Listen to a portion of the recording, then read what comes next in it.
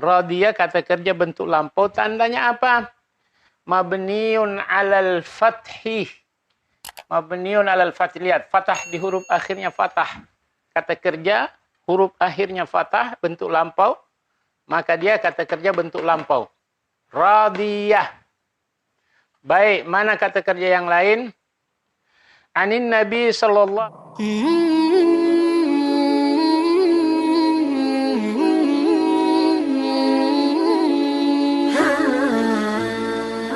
Bismillahirrahmanirrahim. Assalamualaikum warahmatullahi wabarakatuh. Alhamdulillahirabbil alamin. Wassalatu wassalamu ala asyrafil anbiya'i wal mursalin wa ala alihi wa ashabihi ajma'in.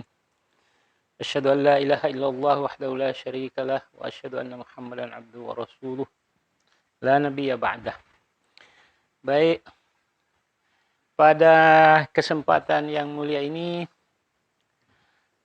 judul kita adalah kata kerja lampau atau al-fi'lu al-madhi. Kemudian bagian keduanya, gugurkan sendiri dosamu, angkat sendiri derajatmu. Kita akan ambil ini dari hadis Rasulullah sallallahu alaihi wasallam. Yaitu saya bacakan hadisnya. An Abi Hurairah, dari Abu Hurairah radhiyallahu anhu, anin Nabi sallallahu alaihi wasallam, dari Nabi sallallahu alaihi wasallam, qala, bersabda, man tatahhara, barang siapa yang bersuci atau berwudu di rumahnya, thumma masya, kemudian dia pergi berjalan kaki, ila baitin min buyutillah, ke rumah Allah, maksudnya ke masjid, liyaqdiya faridatan min faraidillah, untuk salat fardu, kanat khutuwatuhu, maka langkah-langkahnya itu, ihdahuma, yang pertama, langkah pertama, takhuttu khati'ah, satu langkah pertama, takhuttu khati'ah, menggugurkan dosa. Wal ukhra, dan langkah yang lainnya berikutnya, tarfa'u darajah, mengangkat derajat. Baik, saya akan melihat dulu dalam hadis ini kata kerja lampau atau al-fi'lul madhi, ya. Apa tanda-tandanya fi'lul madhi itu? Bagaimana kita bisa cepat mengenali kata kerja lampau dalam bahasa Arab atau al-fi'lu al-madhi. Kita melihat, ambil itu dari sanad dan matan hadis. Dari sanad, an Abi Hurairah radhiyallahu anhu.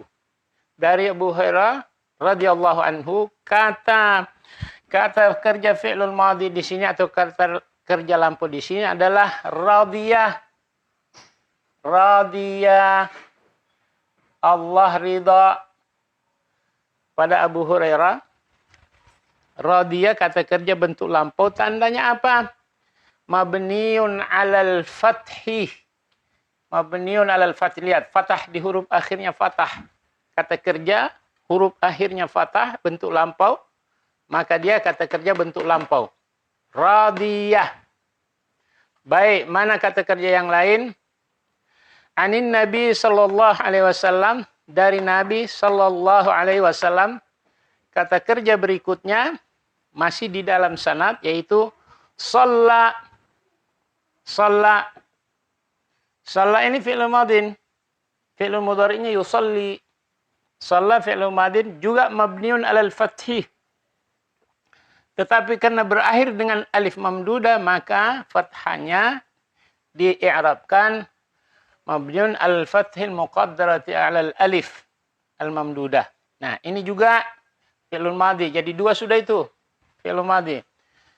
Yang ketiga, sallallahu alaihi wasallam. Nah, wasallama ini juga fi'lul madhi. Wasallama, Allah sallam 'alan nabi. Ya. Fi'il madhi mabniun 'alal fathi. Coba lihat. Fathi. Sallama. Mabniun 'alal fathi. Kata kerja lampau fathah.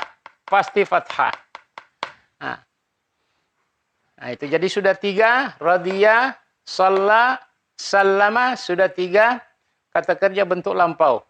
Semuanya mabniun 'alal fathi. Nah, kata kerja yang 4 adalah qala. Qala, bersabda. Nabi bersabda, lampau telah bersabda. Nah, ini fi'lun madhin, kata kerja bentuk lampau. Mabniun 'alal fathi, ini fathah. Fathah juga. Itu sanad. Maka mari kita lihat kata kerja dalam matan atau teks hadis. Man tatahhara, barang siapa yang bersuci atau berwudu. Nah, tatahhara ini kata kerja bentuk lampau. Mabniun 'alal fathi. Lihat. Nah, saya lingkari itu fathahnya. Nah, tatahhara artinya bersuci. Pengertiannya di sini berwudu. Fi baitihi, di rumahnya. Thumma masya, kemudian dia pergi ke masjid berjalan kaki.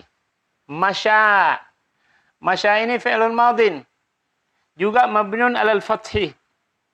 Tapi di'irabkan mabniun 'alal fathil mabniyati 'alal alifil muqaddarah. Karena huruf kata kerja madhinya berakhir dengan alif mamdudah. Maka fathanya tidak kelihatan. Ditakdirkan fathanya mabni 'alal alif al-mamdudah. Berapa sudah kata kerja lampau? Radhiya 1, shalla 2, sallama 3, qala 4, tatahhara 5, masya 6. Thumma masya ila baitin min buyutillah, kemudian dia berjalan kaki ke rumah Allah, maksudnya masjid, liyaqdiya faridatan min faraidillah, untuk salat faridah.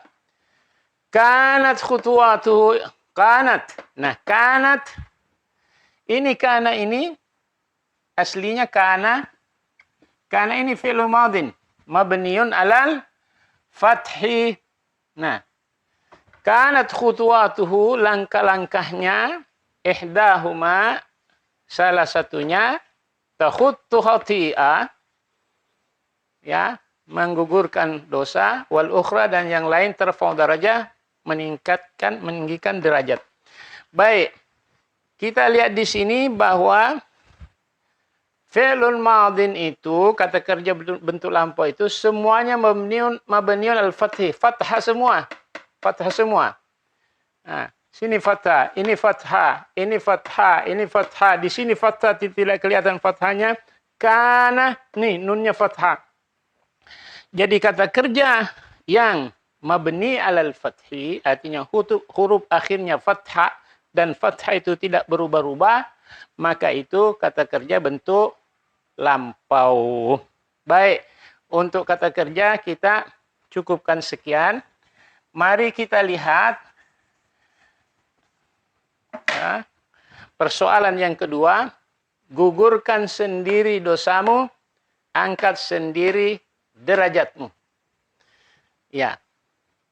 Saya akan membacakan satu ayat dari surah Yasin, dari surat Yasin yang kita baca atau kebanyakan kita baca pada malam Jumat. A'udzu billahi minasyaitonir rajim. Bismillahirrahmanirrahim. Inna nahnu nuhyil mauta. Allah berfirman, Inna nahnu nuhyil mauta, sesungguhnya kami menghidupkan orang-orang yang mati di hari kemudian maksudnya. Wa naktubu ma qaddamu, dan kami menulis amal-amal kebaikan, amal-amal mereka, baik yang baik maupun yang buruk, semua malaikat-malaikat Allah menulis itu. Wa atharahum, dan bekas-bekas mereka. Inna nahnu nuhyil mauta wa naktubu ma qaddamu wa atharahum, dan bekas-bekas mereka itu juga kami tulis. Itu firman Allah Subhanahu wa taala. Wa kullu syai'in ahsaynahu fi kitabim mubin, dan segala sesuatu kami catat dalam kitab yang nyata, yaitu di Lauh al-Mahfuz. Yang saya mau bahas di sini atharahum. Inna nahnu nuhil mauta wa naktu ma qaddamu wa atharahum. Athar, bekas-bekas. Itu juga malaikat-malaikat Allah catat. Apa yang dimaksud athar dalam surat Yasin ini? Athar artinya langkah-langkah. Banyak artinya, tapi salah satu artinya langkah-langkah. Langkah-langkah kemana? Langkah-langkah orang ke masjid untuk salat. Nah, mana anunya? Buktinya bahwa athar yang kita artikan bekas-bekas itu kok artinya langkah-langkah ke masjid. Nah, begini. Hadis Rasulullah SAW bahwa di Madinah ada kabilah namanya kabilah Bani Salamah. Itu rumah mereka di pinggir kota Madinah. Tapi mereka rajin sholat. Karena jauh rumahnya, maka Bani Salamah ini ingin atau berniat untuk pindah bikin rumah dekat masjid. Nabi tahu itu. Lalu Nabi berkata kepada mereka, Inna atharakum tuktab. Sesungguhnya langkah-langkah kalian ke masjid itu ditulis oleh malaikat-malaikat Allah sebagai satu ganjarannya ditulis, kebaikannya ditulis. Setiap langkah yang mereka langkahkan ke masjid, Allah tulis, malaikat Allah tulis. Karena ucapan Nabi ini, maka Bani Salamah tidak jadi pindah mendekat ke masjid. Dia tetap di sana di pinggir kota dan tetap setiap waktu jalan kaki ke masjid untuk berjamaah. Baik, diperkuat lagi dengan hadis ini. Ayat surat Yasin ayat 12 itu diperkuat lagi oleh hadis ini. Nah, mari kita lihat. An Abi Hurairah, man tatahhara. Barang siapa yang berwudu sempurna wudunya di rumah, fi baitihi di rumahnya, thumma masya, kemudian keluar rumah jalan kaki, ila baitin min buyutillah, ke rumah Allah, masuk ke masjid dengan niat untuk salat, liyaqdiya faridatan min faradillah, untuk salat, kanat khutuwatuhu, maka langkah-langkahnya itu, ihdahuma, langkah yang satu menggugurkan dosa, langkah berikutnya mengangkat derajat. Nah, jadi di sini hadis ini saya pahami bahwa memberikan kesempatan kepada setiap orang. Allah kasih kesempatan ke setiap orang untuk menggugurkan sendiri dosanya dengan cara berjalan ke masjid setelah berwudu, sempurna wudunya, berjalan kaki ke masjid dengan niat untuk salat. Maka setiap langkahnya, satu langkah menggugurkan dosa, satu langkah lagi mengangkat derajat.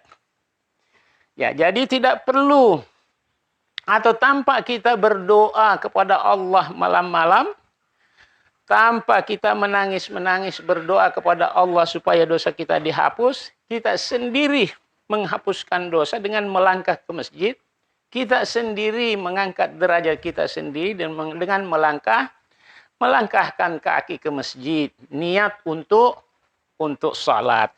Baik, ada pertanyaan mengatakan, ada orang bertanya, bagaimana kalau kita pakai motor? Bagaimana kalau kita pakai mobil? Di zaman Rasulullah SAW tidak ada motor, tidak ada mobil. Tetapi inti hadis ini atau dasar makna yang mendasar dari hadis ini, pergi ke masjid itu dengan niat untuk sholat setelah berwudu sempurna wudu di rumah, maka kepergian kita ke masjid itu meruntuhkan dosa, mengangkat derajat. Bagaimana perhitungannya kalau pakai mobil, pakai motor? Allah Subhanahu wa taala punya hak untuk menghitung itu. Apakah setiap rodanya berputar sekali itu meruntuhkan satu dosa, berputar lagi sekali lagi mengangkat derajat? Itu Allah yang punya hak di situ, ya.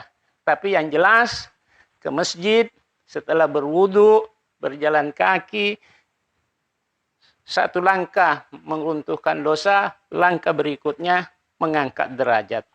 Baik, apa maksud di sini? Barangkali hadis ini dengan memperkuat surat Yasin ayat 12 tadi, ada pesan bahwa Rasulullah Shallallahu Alaihi Wasallam itu menganjurkan, memotivasi umatnya supaya salat berjamaah di masjid. Sebab ketika salat 5 waktu di masjid itu ramai, masjidnya penuh, itu tanda bahwa umat Islam itu kuat umat Islam ketika itu. Dan apabila masjidnya itu salat 5 waktunya tidak ada orang, atau 1-2 saja orang yang salat 5 waktu di masjid, itu pertanda bahwa umat Islam sesungguhnya tidak kuat. Nah, tujuan Rasulullah SAW untuk memperkuat umatnya, maka Rasulullah SAW memotivasi umatnya dengan hadisnya, dan hadis ini memperkuat surat Yasin ayat 12 agar umatnya senantiasa berjamaah di masjid dan tidak sia-sia. Insya Allah langkah-langkahnya itu tidak sia-sia, peruntukan dosa, mengangkat derajat. Ini saja, mudah-mudahan ada manfaatnya. Wabillahi taufiq wal hidayah, wallahu muwaffiq ila aqwamit thariq. Wassalamualaikum warahmatullahi wabarakatuh.